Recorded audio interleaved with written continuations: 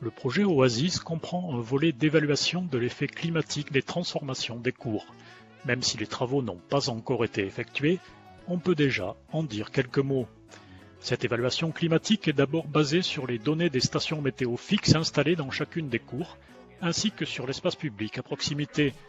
Des mesures mobiles sont aussi conduites certains jours en différents points. Ces données seront complétées par des modélisations à échelle fine de l'environnement de chaque cours. La plateforme utilisée par Météo France à cet effet est un outil innovant qui combine un modèle d'atmosphère, un modèle de surface qui prend en compte les échanges d'énergie entre l'atmosphère et les différents types de surfaces, comme les bâtiments, les sols artificiels ou la végétation, ainsi qu'un modèle de ville qui permet de simuler l'évolution de l'environnement. Ainsi, on peut par exemple calculer quelle serait la température dans la cour du collège Octave Gréard si celle-ci était entourée de forêts ou de gratte-ciel. Ici sont représentées les températures minimales, souvent relevées en fin de nuit, à la station de la cour de l'école Keller et à la station de Météo France dans le parc Montsouris pour une partie de l'été 2019.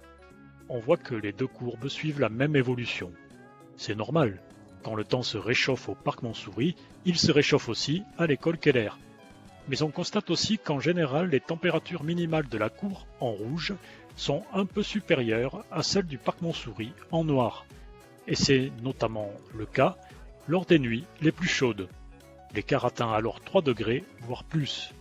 Alors, peut-on expliquer cet écart ? Sur cette image panoramique de la cour de l'école Keller, on voit qu'il y a certes quelques arbres, mais que le sol est essentiellement goudronné et que les bâtiments sont bien entendu assez proches de la station météo. Alors qu'au parc Montsouris, bien sûr, il y a de l'herbe au sol, de grands arbres à proximité et les bâtiments sont éloignés. Cette différence d'environnement explique la différence de température nocturne. Le goudron et le béton accumulent de la chaleur dans la journée et la restituent à l'atmosphère dans la nuit, alors que la végétation permet l'évaporation d'un peu d'eau, ce qui fait baisser un peu plus la température. Grâce à la transformation de la cour, on peut espérer que les deux courbes se rapprocheront à l'avenir. Si on compare maintenant les températures maximales de l'après-midi sur la même période, on voit que les valeurs sont en général très proches.